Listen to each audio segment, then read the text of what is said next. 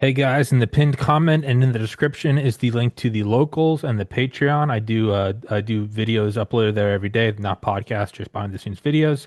There's also links to the PayPal, to the Cash App, and to the Ko-fi. Buy me a coffee. A lot of you guys are donating like $1 to $3 a month, which is incredible. It's what I've always wanted for the show, and the goal is to get the show so that it's independent from YouTube, Rumble, and Spotify, so that if and when the new waves of censorship come and go, my show will remain independent. I think that's why you guys like it. That's why I like it, is because I'm not beholden to any advertisers. Brass tacks, the show runs on $5,000 a month. Right now, it is making about 2,000 independently from those big ones. So 60% of it is still from YouTube, iTunes, YouTube, Spotify, Rumble. 40% of it is from you guys. I want to get it to 100% from you guys. $1 donations, $3 donations. I will take that all day, every day, because that means the show is independent and it can keep going. If you want something in return, use the link to get Sport Drink, promo code Tommy's Podcast, or you can use the link to the Heaven's Harvest Prepper Food, also promo code Tommy's Podcast. Both those links are in the description. Thank you so much, guys. Thank you for watching. Peace. And we are recording on Sunday, February 22nd, 2026 at 10:41 a.m. Eastern Time with, of course, the great General Holt and Mr. Michael Ariza. And you guys can go to the descriptions. You can follow General Holt on Twitter and find his podcast. And both of you guys have been on the show, obviously independently before, but I kind of wanted to just mix the two. General, your background, kind of big picture stuff, and Mike, what you were just telling us about what you've done on my show once with me and twice with Tom, just about the idea of looking at the oil refineries in California, and the more you look at it, and like, that can't be right, and you switch the frame and look at it more, and it becomes very glaring that it is a massive weak spot. And I mean, in terms of logistics and military fuel, I mean, what are we seeing right now? The crazy amount of tankers, of transport ships, the incredible logistics of the U.S. military going over to seemingly Iran. I know some of it's in Bulgaria and some of it's, I forget where else. All that is made possible by logistics. And logistics isn't just, things on a piece of paper. It's also the physical things in reality, like fuel. And I think that is a very pertinent point to be looking at, especially because, you know, it's not like we're saying this is a weak spot in fuel, and it's like, well, we just, we got out of GWatt and that's kind of over, and we're not in a big thing right now. No, we are. We did a crazy buildup off the coast of Venezuela, and now we're doing a crazy buildup in Europe. We are very much now, as we have always been, in need of the ability to just deploy. So, Mike, if you could please kind of update us on anything that new that has happened with your studies and your briefs about it, and then we'll just wing it. Well, as I told you before, Tommy, back in 2023, the state of California converted two refineries over to renewable diesel.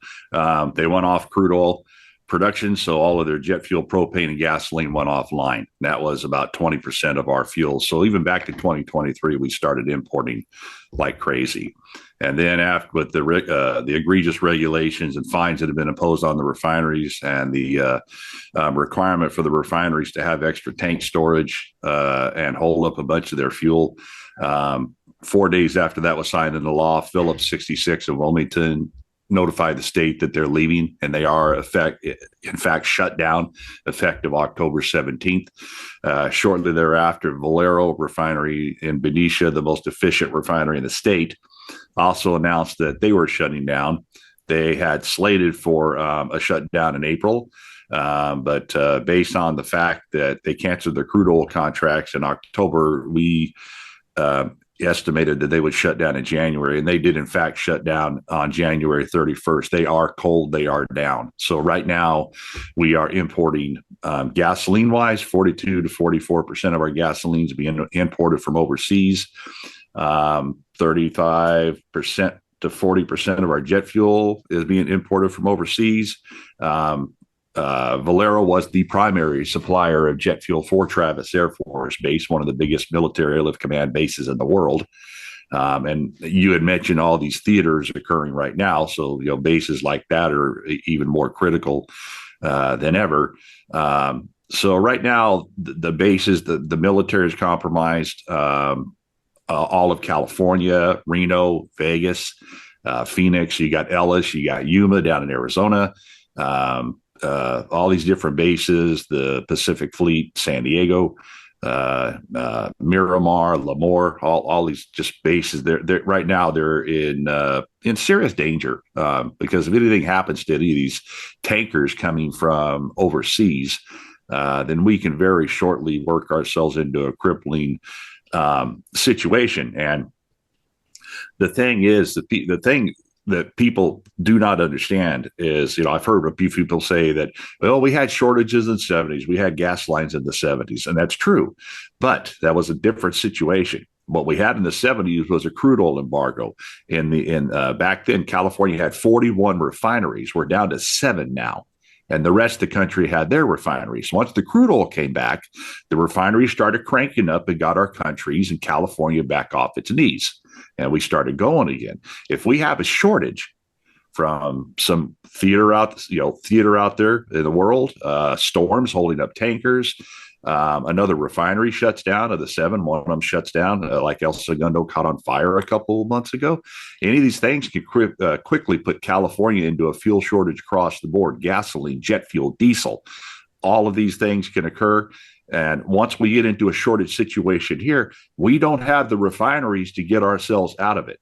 And for us to be in a position, California and this governor has put us in a position to where we could literally be begging other countries for fuel. That's just absolutely insane, but that's exactly what he has done. And when this governor of ours sits there and says that, hey, we got it handled, we're taking care of it. No, you can't control storms in the ocean. You can't control a refinery going down. You can't control theaters that open up in the world. You do not have control of these things. For you to look at the people in California and Nevada and Arizona and say, well, yeah, we got it handled. It's like, no, you don't. General, you'd like to chime in?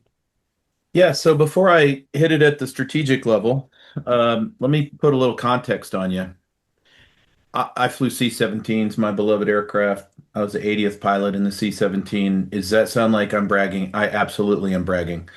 But in the C-17, just to fire up the engines, get warmed up in the parking space, and then travel a nominal distance, about a mile and a half to the runway apron before you're going to push those massive throttles up and take off with 160 beautiful 1,000 pounds of thrust behind you, approximately the equivalent of a Force 5 Hurricane. You're going to burn gas from parking to the apron. You'll burn more gas than any of you will use in your personal vehicle in a year's time. Wait a minute. It gets better. It gets better. That's just at 4,000 pounds of gas an hour. At cruise, a C-17, of which you can go to any social media post right now, and they'll show you maps of 117 C-17s are flying to the Middle East. That's at cruise 20,000 pounds per hour. Okay, to fly 300,000 pounds of cargo, roughly. Now, let's go back to California, and I'm going to get more strategic here in a second, but one more fun fact for you. Yeah, no, dude, take it away. A single standard barrel of oil, 42 gallons, okay, opposed to popular opinion, they're not 55. 42-gallon barrel of crude oil will typically produce, depending upon the grade you're looking for, only 3 to 4 gallons of jet fuel. Okay? So that is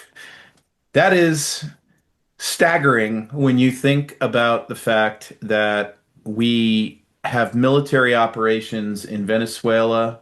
We have all of the airlift flowing to the Middle East right now, the fighter jets. Yep. And then you've got the rest of the world that's interested in being on scene for that. So you've got Chinese jets around the neighborhood. You've got Russian ships in the straits. So think about what happens on our fragile, vulnerable, and now I'm getting to the strategic level. Think about what happens with our current set of vulnerabilities. And I know the president's trying to fill back up the Strategic Petroleum Reserve. I think we're back up to about 30 to 40% right now. But it doesn't matter because that'll just be exhausted in 7 days. So don't get your hopes up. the big thing here is one event, one wild card event, one black swan. By the way, they're pretty easy to see at this point. You got black swans flying all over the damn Middle East. Yeah. So if Yep. the Iranian Navy decides they're going to throw a Hail Mary pass and they're going to screw up the Straits of Hormuz with their last dying breath before we vaporize their navy, which we will do. If those straits get gobbed up, you will see the price of a barrel of oil that will only give you 3 to 4 gallons of jet fuel go probably somewhere north of 150, $200 instantaneously. And the futures markets and the speculators and all of that other happy horse shit. And what that does is, oh, wait a minute, let me overlay another thing for you. We've got over 500 banks in this country now reporting that they have unrealized losses on their books. They haven't realized them in the accounting system yet that equate to over 50% of their capital. So I'm going to overlay that one for you. Now let's get to what happened over the last 4 years. We had an open border. We've got terror cells from every damn team on the planet, including some state actors like the People's Liberation Army, that are with their orders. They're already here. They're underground cells. You can see little rumblings happen. Little NGO paid for urchins are now doing car rammings. I think as we record this, we found out a 20-year-old decided it was a good idea to take a shotgun into Mar-a-Lago. Things are popping. But now let me put you into the head of the Ayatollah. They're about to go down for the count. It will be regime change if we do this. If we do this, they'll throw a Hail Mary pass, and the Hail Mary pass will be to activate those cells. If they activate those cells, I promise you, in the target set are things like the Texas City Oil Refinery, the biggest refinery in the United States, the refineries up in the Northeast, the Colonial Pipeline, all those very vulnerable pieces of grid that have been brought to vulnerabilities because these Marxists have decided that we all need to worship at the climate change altar and that propellers and solar really will rue the day one day. They have left us with a national security pickle that is going to be very, very difficult to manage should you see those 3 tumblers at the strategic level happen. And so when my C-17, my beloved baby doll, is zipping across the sky, the cost of that mission, normally priced at around $21,000 to $25,000 an hour, will suddenly go to about $150,000 to $180,000 an hour. Right. Now see those 100 C-17s go into the Middle East and ask yourself if you'd rather live in that financial world or the Great Depression selling an apple on the street corner, because I know which one I'm picking. There's your cheery Sunday report. Mike? Outstanding. Well, no, it's that, I'm thinking the Port of Los Angeles is another good target they're looking at. Take that out and you pretty much cripple California, given the fact that we can't make our own fuel in our own damn state now. Not what we need. No, I studied the C-17s, and thank you for flying those. C-5s, they're another one. The KC-10 extenders, the cost of those sorties, it's just going to go up like the general's saying, exponentially. Now the C-5 takes on something like 50,000 gallons of fuel. So does the KC-10 extender. It actually takes on a little more than that. So, and the thing with like Travis, Travis has something like 14 days of supply on it. That's when the tanks are full, but they're never full. They're always using, they get down to like 8 million gallons of storage, maybe 7 million. And then Valero used to dispatch a full tank of jet fuel to Travis. So when you start, when you start going through all these different sorties, like when the general was flying, these C-17s are going, KC-10s are going, the C-5s are going, you'll start burning well over a billion, through 1 million gallons of fuel in one day. If you got 6 million gallons of fuel easily on the base, then you can be easily down to 3 or 4 3 or 4 or 5 days, and that's at Travis. We don't have the whole state of California, as I've told you before, does not have inbound pipelines. The only inbound pipeline anywhere is El Paso to Tucson. Coming into California, there's absolutely nothing. We supply all the bases. We supply Reno, Vegas. They're just totally screwed because they don't even have a seaport. Nevada's at the whim of what happens here. The contagion effect. Let me just throw another hand grenade into the room here, and I'll get right back out. So now tell me what happens to the U.S. Commercial airline system, and then tell me what happens to the cascading effects to American business as a normal ticket to go from coast to coast goes from roughly $1,000 up to 10, 11, 12,000 bucks. And the airlines then can't get any passengers, and now we're going to be shelving jets. So sounds a lot like Atlas Shrugged to me. Well, it sounds kind of like a COVID reboot. Yeah. But it's far worse because we can't get ourselves out of it. That's the problem. The airlines, they'll crash. The LA, SFO, SAC, all these different airports, that they'll crash. The prices go through the roof, and they'll just be canceling a whole bunch of flights. Especially if the shortage is severe enough to where they try to divert civilian jet fuel over to the military. Same thing with diesel. When Valero went down, they lost about 700,000 gallons a day, 600,000 gallons a day of both jet and diesel production. It varies, but that's pretty close. So you lost that. You lost 4.3 million gallons of gasoline a day. The civilian unrest, the civil violence that I see can happen in reality. When some of these people are going to a gas station and they go and they're out, and then they look on their little gas buddy or whatever and says, well, they have gasoline over here, and they go over there and they're out. I think it's going to go totally crazy, and we won't have enough National Guard to handle it in the state of California. Yes, Jerry. The only answer, in my view, to this problem is likely very unacceptable, probably in Washington, D.C. And because what Washington does, even the administration, is they can see a problem over the horizon and they're like, we got tons of time. And you don't have tons of time. And that's correct. In my view, and this is a pilot talking, and we try to anticipate problems because people like takeoffs to equal landings. It's just kind of their thing. But the only answer in my view is that the refineries of California, at a minimum, have to be nationalized. They have to be taken over. They have to be run by the feds, and then the logistics for California needs to be under very, very strict federal watch, guidance, regulations. The bullshit that California pulls with the trucks and the truckers. We've already got 7 trucking companies that are filing for bankruptcy in the last 30 days. It's going to hurt this country very badly. Some of them will reorganize, most won't.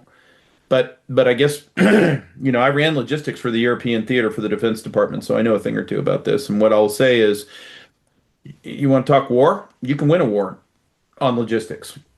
Oh, yeah. It's not the fancy, sexy thing that's out there. You want to run a country? You want your country to be prosperous? It's going to take logistics. So this pesky, what we call, there's 9 classes of supply and in military logistics. And POL, which is basically fuels, petrol, oil, lubricants, that's class 3. Class 3 to me is the domino that throws all the dominoes. And yes. And if no, Newsmax, I am not coming. So, sorry about that. The class 3. The issue is, if you don't nationalize, now I'm going to throw in the other hand grenade into the room strategically. Somebody's going to have to say, I'm sorry, Mr. President, you can't have this war. Yes. You can go exactly. You can't prosecute it. You can go help out Iran, the revolution. You want to do a couple of fancy bombing runs on some secret police stations. Cool. You want to throw something at Natanz. go full up, full Iraq, full Afghanistan. Let's remember, we were a cute country before the GWAT. We only had about seven, as if it wasn't enough. We had 7 trillion in debt. That's not today's world. And today's world's got very different interest rates. And I've described how the financial mechanisms are absolutely crumbling, whether the fuel thing gets solved or not. So if I was an advisor to the president, what I would be saying is you can't have this war. And I'm sorry, it's going to be very unpopular in the circles you run in. But there's got to be a different way to help out the revolution and the people of Iran who want to get out from under the thumb of the Ayatollahs. But if you do go full up and full bore, then you better nationalize all the fuel resources in this country. And then the other thing you better do is understand you're going to be fighting a war here on our own soil because you're going to have agent provocateurs by these activated cells that are going to go after every damn refinery they can. And they've already got the equipment, the drones, whatever they need to do to get it done. This shit is in our country. Let's not forget the Chinese own land near every damn military Near base. every base, yeah. And how easy is it for them to get plausible deniability to go, oh, those weren't our drones? So if you want to disconnect the time bomb, if you want to defuse this sucker, take a knee. We're not doing the war with Iran, not the way that Israel's dictating that we do the war with Iran. You don't vaporize that. And by the way, the Ambassador Huckabee interview with Tucker Carlson may have put a damp blanket on this for a while because the Arab states are super pissed off, white hot pissed off. So this is where the strategic table is set. But what I've always understood my whole military career is that if you're going to ask me about military operations or financial or macroeconomics, I'm going to ask you, well, tell me about the logistics that's the underlayment to it all. Who's the quote by? Amateur study tactics, experts study logistics, and that's right. That's just what it is. And yep, I've walked out of the European command post for tabletop exercises with all the generals, and we've got these simulators there, little men in white lab coats, and we're going to have a big damn war. We're going to simulate everything, and they're going to test our decision making capabilities. And then we invariably get to me, the little J4 beaten up logistician who's the youngest ranking general in the entire mess. And then they go, okay, well, now's the time when you, sir, have to tell us how you're going to resupply the missiles and resupply all these things. And that's when I go, well, no, the logistics is unsustainable. I recommend we immediately roll up U.S. forces. And then they go, okay, well, we're going to simulate that all of that stuff is not a problem, and we're going to move on with the war. And that's when I close my binders up and I go, well, you guys have a great war. I'm going to go do real shit in my office, and I'll see you later. Because exactly. Well, because it's anchored in tangible reality. It's not that. Well, it's not. Well, I mean, seriously, it's when I said wouldn't it be COVID, and Mike, you said, well, it's different. We can't get out of it. COVID, for all of its flaws, and there were almost endless ones, you could, and it wasn't good, but there was something you could do, and we did it, and we printed a bunch of money. That by no means is this a defense of that, but it was something you could kind of do to paper over the cracks. This is different. This is an actual tangible. Where is the fuel? The jet logistics does not care about your politics. Logistics does not care about how you feel about something. It's just physical reality. You can't say we're printing more fuel tickets or coal. That doesn't. Yeah. The plane. Here's your fuel voucher. Here's your voucher. And the turbines will stop, and the plane will descend. It's you're hitting hard reality. The fleet's grounded. Yes. The only like in California, the president. This is the thing I don't understand either. He's started to make some moves on crude oil production, but and that is a problem too. But I'm not going to get into crude oil production today because the problem right now is the damn refineries. And he can invoke the Defense Production Act, Supremacy Clause of the Constitution. What's the other one? There's like three of them. Oh, the National Emergencies Act. He can invoke those. Basically, take the California Resource Board, CEC, and all these other assholes, and push them away and say you're done. You like Valero took a $1.1 billion loss just to shut down and get the hell out of the state, and then their stock went up. These refineries, they're the critical factor. that we need to get them back up. And the thing is, it's like a C-17 pilot, qualified pilot flying. Well, you have qualified people with years of experience and training that are leaving these refineries. That Phillips 66 in Wilmington, most of them are gone. And the Valero refinery, I refer to it as uniquely complex. If you think a guy or a gal in their 40s, the refinery shutting down and they get offered a transfer to Texas or a transfer to Louisiana, they keep their time in the company and they make as much money or more money and say, well, you can keep your jobs, move over here where the cost of living is a hell of a lot cheaper than California. If I was 45 back then in that situation, I wouldn't even think twice about it. So you lose your qualified people that can run the plant. You lose your qualified people that can start the damn thing back up. And I am mystified to a certain degree. If the president, they're politically looking at, well, California needs to feel some pain. What I don't think they're getting, and General, you got to chime in on this, please. What I don't think they're getting is, when you get into the situation where California is seeing a whole lot of pain, if you can't start the damn refineries back up, you don't have that there, then you can't get yourself out of that pain. And that pain can end up being so severe, our military could be grounded, people could be fighting, to the point of maybe even shooting people trying to get gasoline. I just see that happening. We saw how everybody handled the toilet paper shortage that we had. It was absolutely insane. They can't get fuel. They're on empty. The military can't get airborne. I could see them taking Travis and all the other bases and moving everything into Oklahoma, and getting it out of California. But I don't understand why the president, he needs to act. He needs to act. We are past what I refer to as the point of no return now. This is a very critical situation.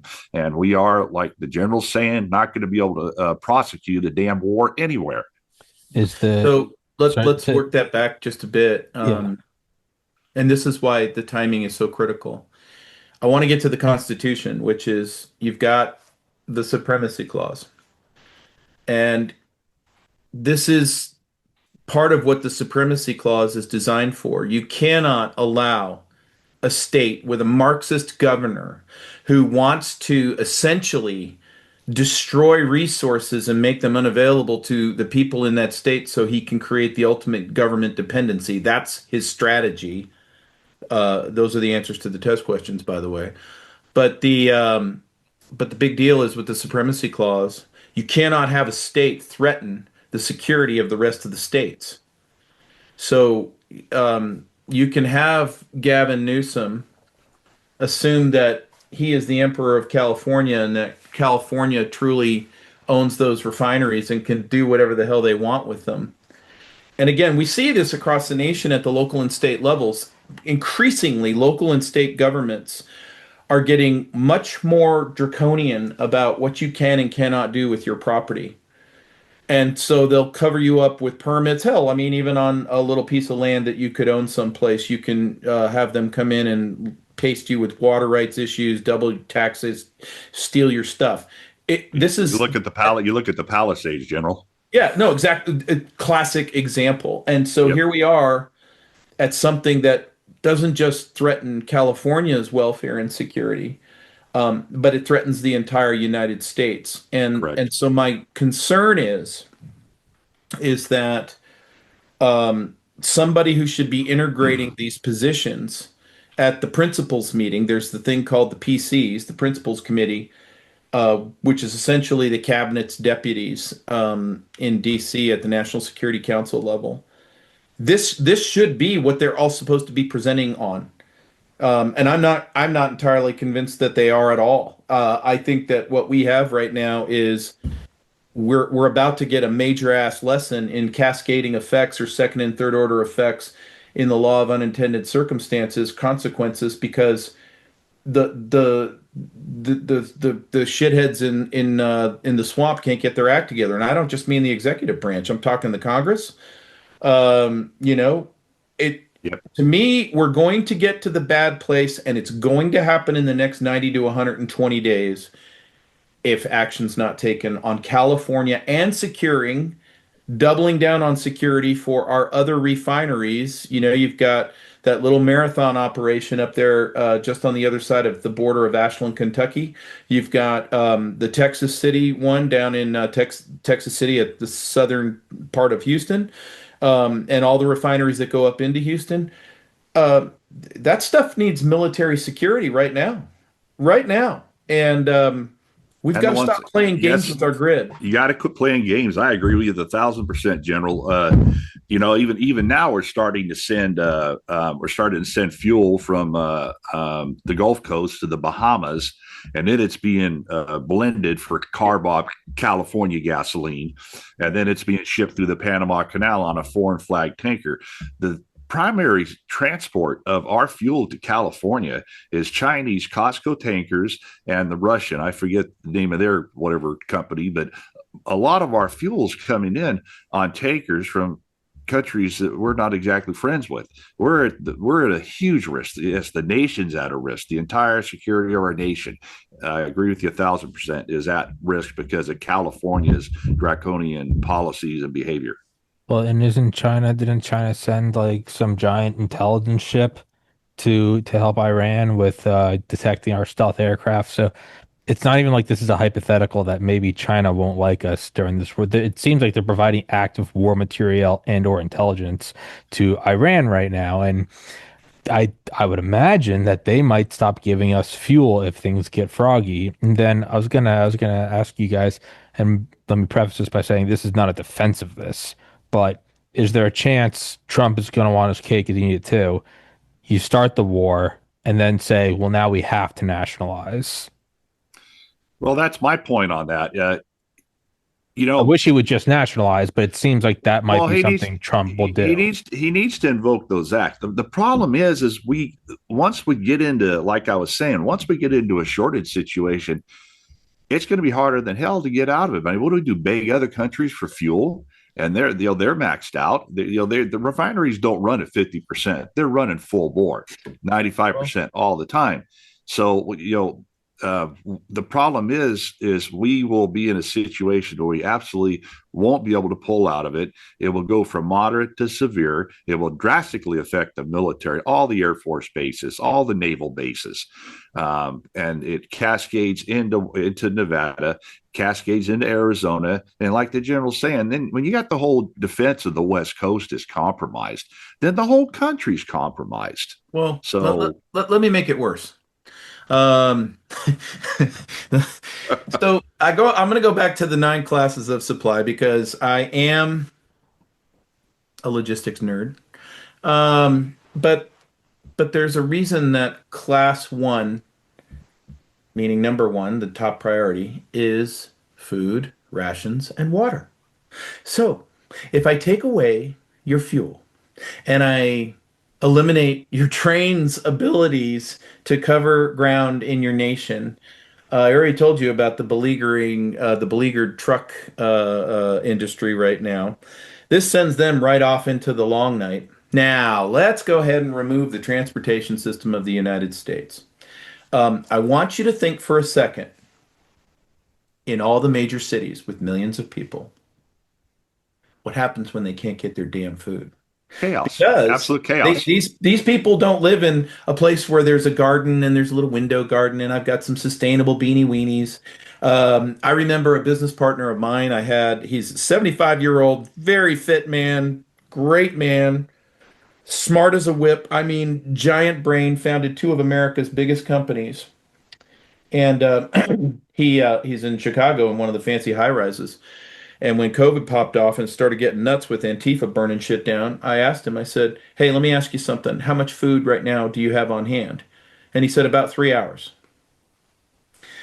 So, what do you think folks do in big cities when they've got 3 hours of food on hand?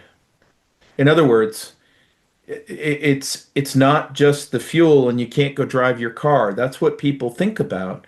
It's not that at all. It's It's you can't live in a famine. And there's tons of food in this country. It's just that you can't get to the Get food. it? You can't get it there. That's correct. Yep. I got a. I'll just read a real quick short text I got from farmer friend. She says, with here, she says, it's happening big time. We knew it. You tried to tell everyone. We bought a lot of red diesel for the tractors for harvest already. Thank God, prices are jumping through the roof. Yep. So that's and then her and her son sent me a whole lot of detail on everything they use fuel for, and that's the problem. Like you said, it'll be total chaos in the cities. We'll have total civil unrest.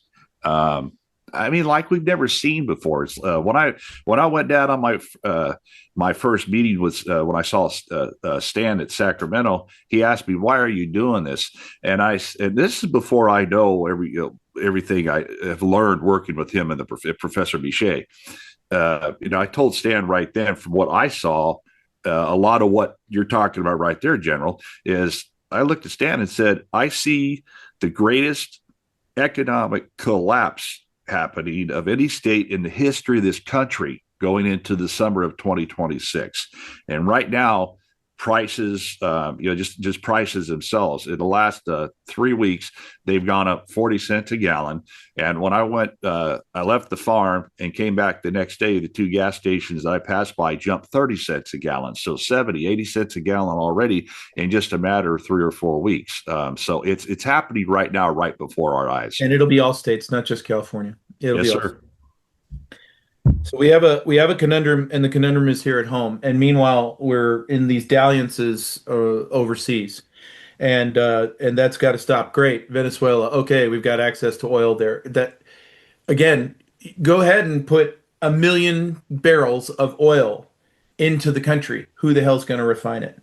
And then if I take a bunch of pissed off Iranian terrorists or some Chinese guys and I go blow up a couple of your refineries, that shit can't get rebuilt in a year or two. That stuff is highly technical. It takes a long time. Go blow up the Colonial Pipeline and see how life goes. In other words, we're very, very vulnerable. We have military resources. We have very, very competent. Some of the best logisticians in the world are sitting in the military right now, in uniform and out of uniform, and they need to get front row seats to the Oval Office to say, "Hey, look, we're if you're thinking you're going to preside over just a blip in the fuel supply and rising prices, that's not what this is. This is the unrest that could come from this would lead potentially to a republic existential event, potential balkanization, regionalization. Those are the types of effects that you can get from this. It's not like we have a shortage of enemies around the world that would like to see this happen. And so when your enemy is about to attack you, you start to look on the other side of your enemy to find out where their weak flanks are, and that's where you're going to focus your time and effort in an asymmetric way. So everybody's like, I'm listening to all these talking heads on mainstream media going, "Oh, Iran, two-bit military." A very irresponsible admiral. I'm not going to say his name. He's a 3-star. He was on TV yesterday saying we could wrap up Iran in a matter of hours. And it's like, oh, awesome. Well, I guess that's it then. Sure. Yeah. 3 hours. Amazing. That's great. What happens if you're wrong? And what happens if we get attacked here and most of our military force is overseas? Because right now in the Middle East, we've got a third of the United States Navy. We've got 25% of the entire U.S. Air Force. By the way, they're all burning gas. So again, it gets back to Blaine, give the president some strategic advice. My advice is one word: stop. Can't do the war, nationalize it all. Hit the pause button. Pause, well, the thing is, nationalize all the refineries. Yeah. Yeah. And the thing is, strategically, the Chinese are smart. These different countries, they're smart. If you had someone like me, when I went down to, for example, when I went to visit my father in Broken Arrow, I saw the refinery in Tulsa, Oklahoma. I looked at that refinery and I knew what every unit does without setting foot through that refinery. So you get some, like the general saying, some terrorist cells. They have people. They know where to hit a refinery to cripple it for a long time. And it's obvious. It's obvious through history that a lot of them are not afraid to die while they're doing it. There's many ways you can hit a refinery if you know a little bit and take it down for a long time. Guess what else we have a shortage of? We have a shortage quite intentionally. Thank you, Obama administration. Remember when they said every man, woman, and child has to go get a college degree in women's studies or some stupid bullshit? Hmm. Well, we have a national shortage of pipe fitters. And pipe fitters sound like a really boring career. Same with welders. But if your refinery is on the blink, you just really need You really need those people. It's physical reality. You can't print and it. you'll find them. You'll find them at $1 million a year salary demands, and they'll get it. So, again, it's not well, especially in California, because they're leaving too. It's not just the people that can run the refinery that could start it up. The people that repair them, maintain them, they're leaving. They're going to Texas. Oh, I'm in Idaho. They show up daily. They show up daily here. So this is kind of and they're not. I'm sorry, Tom. And they're not coming back. No, they're not coming back to California. Not if you're going to take get a bunch of arsonists and burn their damn property to the ground and give it away to high density housing. So I look at over 6 years of doing the show, and 2020, 2021, having on all the big doctors that now run the HHS, Dr. Malone, Dr. McCullough, Dr. Hatfill, and before they ever went on Joe Rogan, and I would have them on there, and they'd be kind of ringing the alarm bells about X, Y, and Z. And in my mind, I was like, "There's no way that like my podcast is breaking this ground." And this wasn't like a humility thing or lack thereof. It was more of like, this is so in your face. This can't possibly be that I'm coming across. It's the narcissism and thinking that like you figured out an equation that Newton missed. It's like, no, there's a good chance you're just wrong.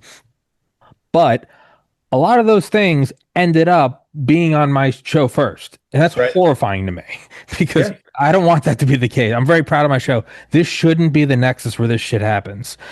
So as we're talking, my first thought is like, well, there's no way we're like broaching this. But then I look back and go, well, there is precedence for this. So regardless of if we're touching this first or not, what is there to? I mean, we've talked about what needs to be done. In short, you have to nationalize the refineries. That's just, you kind of just have to roll in them. That's just, it's what the answer is. Why is this not higher up the chain, or is it higher up the chain, and is it something that you maybe don't advertise because it's a weakness? Okay, I'm gonna ruin your night of sleep. Okay, because I understand how this show's ruined my sleep for a decade. It's fine. Well, tonight's gonna be a real bad one. So I'm good with the Lord. I pray every day. That's my sleep. I don't. Let's talk about the culture of a White House staff and an administration. Okay, and it's cuts both ways. It's Republicans, Democrats, communists, libertarians, whatever. Doesn't matter. They're all the same. And this is all organizational dynamics. It's very clear what the president's strategy is because he wrote it down. It's in the national security strategy. Here it is. This is what I want to do. And he put it in the national defense strategy. Here it is. This is what I want to do. So now that the boss, and I'm using that term quite intentionally, now that the boss has his course taken up, he's putting forces where he wants them. He's handling things the way he wants to. And we can all agree or disagree from things like DOJ and who's going to get rounded up and what the hell's up with this Congress that's not doing a damn good thing here. You can get all wrapped around the axle about that. But at the end of the day, it's a small group of people that represent the power in the administration. So I would imagine you're correct. In the Department of Energy, you have maybe your baby SESs, level 1. Same as a brigadier general in terms of equivalency, your pay and your level of authority. And they could risk their own capital in the organization from their underlings who are screaming bloody murder about this stuff. But as you go from the entry level in these agencies, the cubicle dwellers, who will scream the loudest, they will pull the alarms and the emergency brakes and everything they know to do. And then as it goes up to the next level, that next level doesn't want to create problems for their boss. So they're going to filter that a little bit. And it's going to be, a scream, a little more muffled, because absolutely seasoned and reasonable people will present things in an unemotional way. After all, I've been to fancy schools now, and I've gotten a John Hopkins master's degree, and I know how to talk to the power. And so then it gets to these SES urchins, these level ones, and all they think about all day long is how to get to level 3 SES and retire at that rate, and then get on somebody's board. That's all they think about. That's it. That's Yeah. it. That's all they want. Now, what they do is they'll sit there in the dining room of the top floor of the Department of Energy. I think it is the seventh floor again for them too. That's a weird deal. And they'll just sit there and have a nice lunch, and they'll go, "Oh, Secretary Wright, I know you're busy, but if you have time, we've got some vulnerabilities that we really do have to look at in the national refinery supply for fuel. But we're going to bring that to you at the quarterly energy review. Nothing to worry about so much. Just something to keep an eye on." And that's how that started in the cubicle as a holy shit, we're going off the cliff to do we have our tea times for congressional set up for Friday? Oh, by the way, there's an issue. That's it. And so what Yeah. happens then at the secretary level, this is where it gets worse.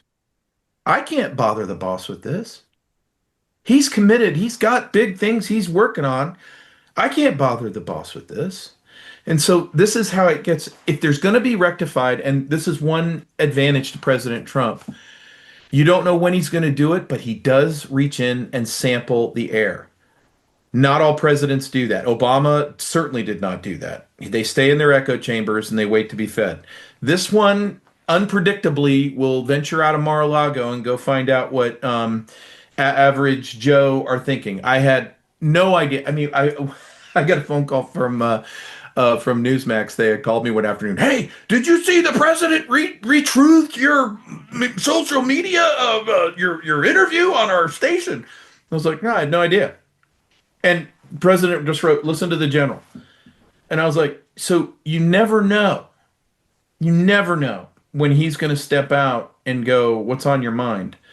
But what I love about your podcast, Tommy, is that you have a great following. You've got a great audience. And so I am now reaching out to your audience members and saying, should you find yourself in a position to get something to this president Yeah. to tell him to focus on, please Yes. make it this, I've because already famine really blows. I've already written down during the show a couple sticky notes of I know a couple of people pretty high up.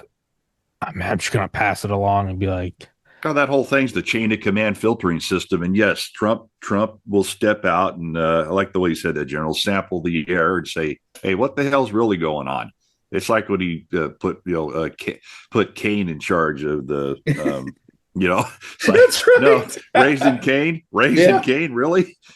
So yeah, he's very, very good about that. But yeah, it's that damn chain of command filtering system all the way through the politicians and Oh yeah, all the the different Pentagon. people. We do stoplight charts in the Pentagon. So there's your 5 issues that you can bring to leadership, and the stoplight chart just tells you whether the issue is red, meaning damn emergency; yellow means we should look at this; and then green is who cares.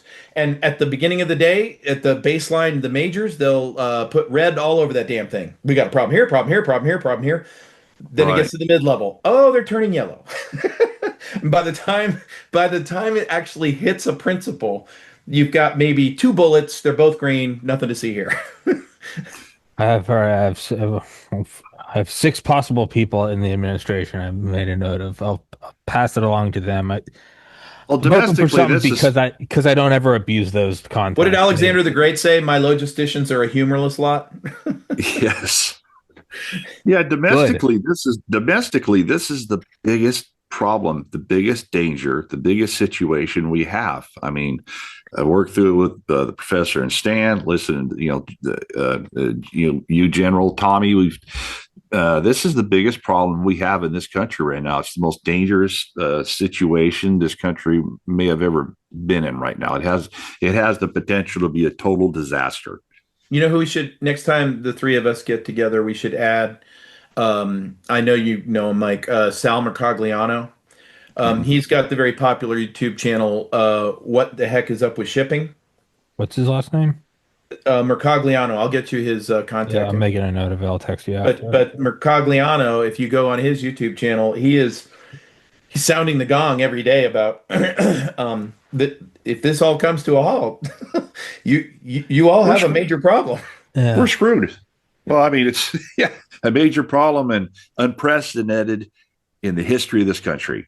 A major problem, unprecedented in this history of this country, with possible ramifications like our country has never seen before. Look at the size of the cities. This isn't Yep. 1932. Look at the size and the Yes. populations of these cities, and every single thing is depending on the most dangerous thing ever developed in the 1970s, and that is just-in-time just in time. logistics. Yeah. Thank you, Deming, because now what we have is warehouses with 3 days of stock. There you Yeah. go. Yeah, I know personally Dr. Stephen Hatfield, and he wrote the book 90 Seconds Till Midnight, Yeah, I know Hatfield. I know Hatfield. all Yep. about this stuff, and it was published like 3 months before COVID, and he was basically saying what's going to happen, and then it Yeah. happened, and I have his contact. I'll send him. Yeah. I mean, I'm gonna try to. I'm just thinking of how I'm doing this. I'm just gonna word it as like plainly as like. It probably really helps. I have two military guys, so it's not just me running my fucking mouth.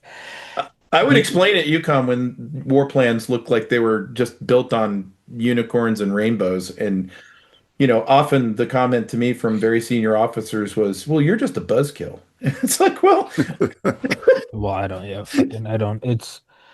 I mean, there is precedent for. I mean, Curtis LeMay when he first got to the European theater, he said, "I'll never forget doing the math my first night there and realizing at the current rate of loss with the current rate of replenishment, we'd be out of an Air Force in 30 days." you know where he also got a lesson? He got a lesson in the Berlin airlift by one of the guys I Well, respect the most, General Tunner, well, well. because So he had to explain it to him. He had to go fix it for LeMay because LeMay couldn't get it. LeMay said that was a formative moment and what led to what some would say like the OCD paranoia of Strategic Air Command. Just he was like, never again. Yeah. So there is precedent that sometimes the fear of God turns things around. Well, It's remember what Churchill said. You can always trust the Americans to do the right thing after they've after the tried everything else. yeah, yeah, yeah. And was it Yeah. Bismarck? What is it? What does Bismarck say? Yeah, God has special providence or special love for what was it? Drunks and the United States of America.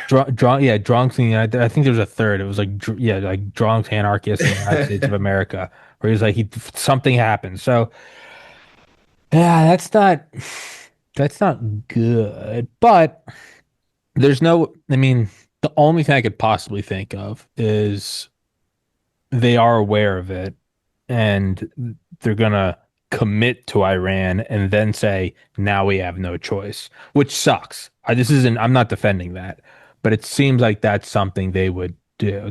They've shown they're willing to do like quote unquote unpopular things, plug up the southern border, blow up drug boats, ice raids. They've shown they're willing to do something, even though it's a fraction of what most of us would like.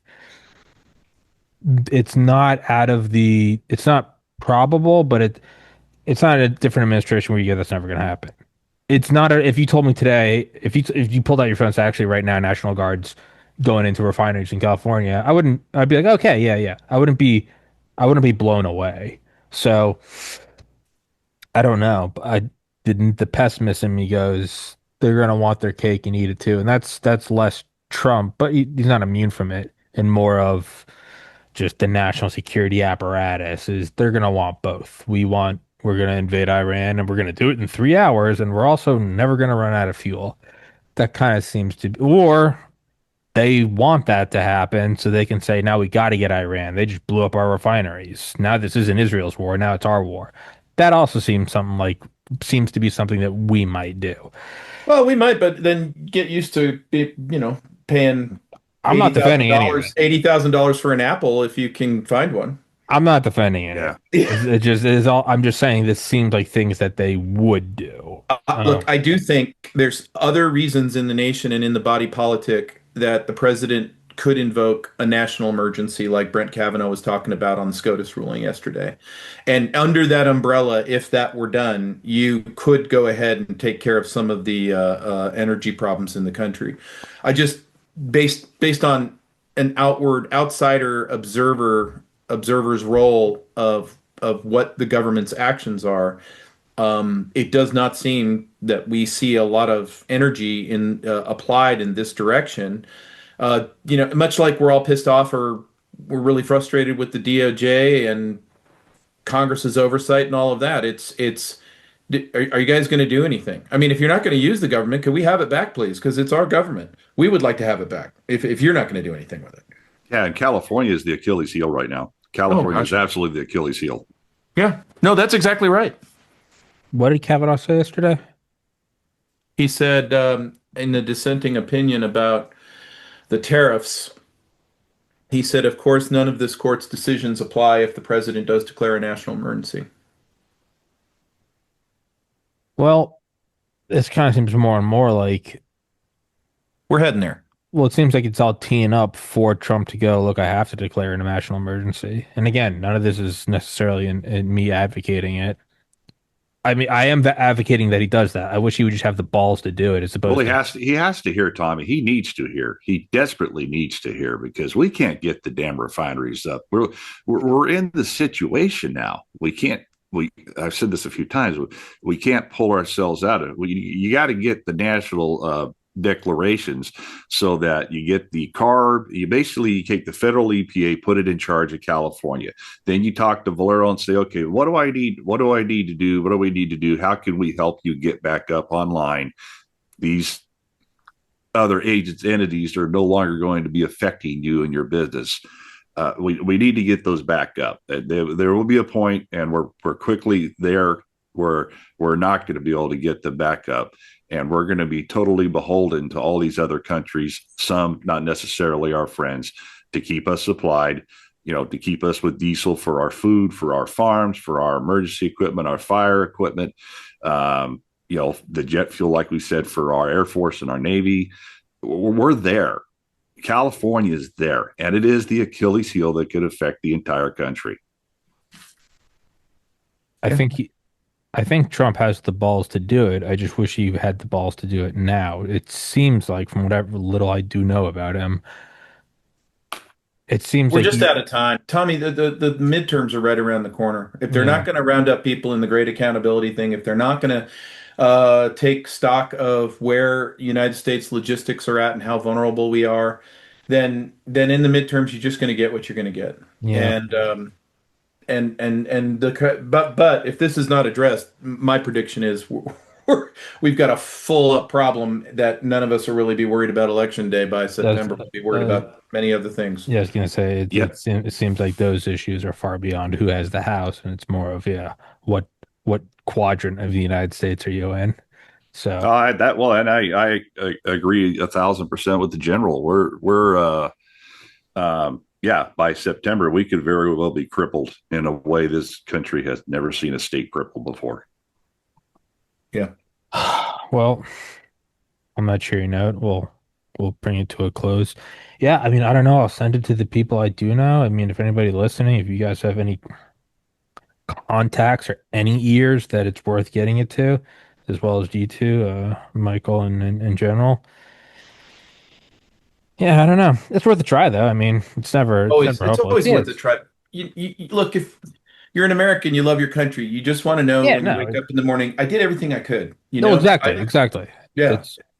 No, I look back at COVID, and so many times I was just like, I fully believed in COVID. I was just like that, as I was getting banned by more and more platforms, I fully believed like one night I would just hear noise in the middle of the night, and then that would be it. It would just be like an FBI no knock, because I was interviewing all these doctors talking about Biden and like how they're cutting off the flow of ivermectin and monoclonal antibodies. I just fully accepted. I was like, I'm dead. It's just a matter of when. But two statements that I immediately regurgitated on immediately, and that was flatten the curve. Yeah, that's when my spidey sense went up. And then the next one was, the inflation is just transitory. well, my point is I fully accepted that, got right with the Lord, and then just kept going forward. I was like, on the off chance it works, I want to know that I did it. And for all the problems we have, it did. It did. I mean, hell is frozen over. Trump got back in office. Elon bought Twitter. I'm back on YouTube. Hell is frozen over. This was not probabilistic to happen. Trump was supposed to get his head blown off in Butler. This wasn't supposed to happen. Yeah. So Is that the providence of God? I tend to think it is. I think he's looking over us. I also think though there's part of like you gotta just keep doing everything, man. And if it doesn't work, then it doesn't. Then it's whatever. But you got what you don't want to do is for it to almost work and go, man. If we had all just kept trying, it would have worked. That's a fate worse than death. So it's worth a Yeah. try. We're gonna keep trying. Yeah, any of these people, Tommy, too, the professor, Miche and Stan Ellis, between the three of us, there's 130 years of experience in the industry.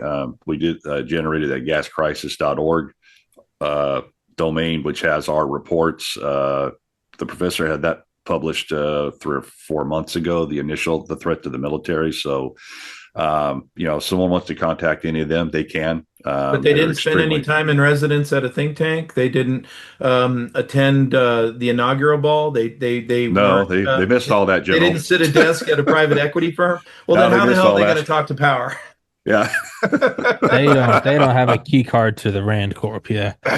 Um, well, hold on. We'll wrap this up. Hold on. Let me stop recording, everybody. Thank you for watching. Go to the description, blah, blah, blah. Hold on. Still recording, still recording. Hold on. Hey guys, thanks for watching.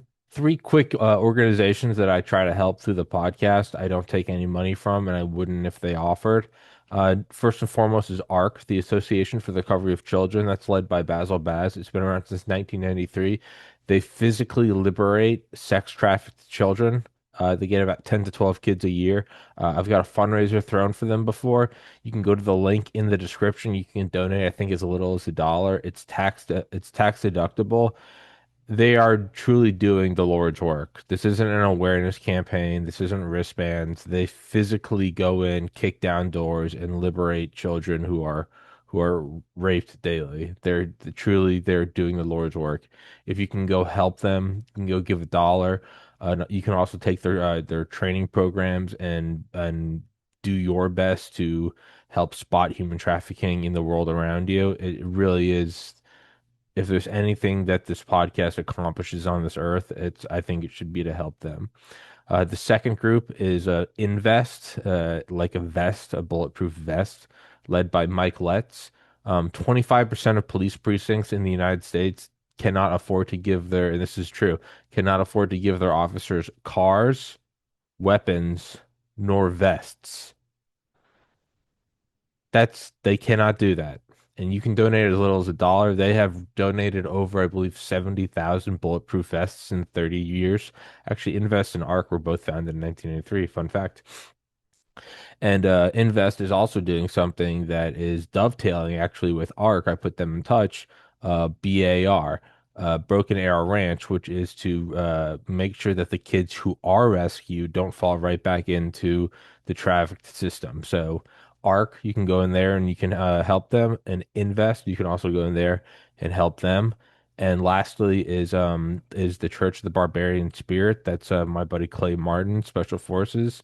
It is a group to where Special Forces veterans are helping other Special Forces veterans in unconventional ways, be it fasting, be it psychedelics, be it just face-to-face talking, to reduce suicide rates. And as you guys know, suicide is very near and dear to me. So those are three groups that I really think are actively trying to make the world a better place instead of just talking about it.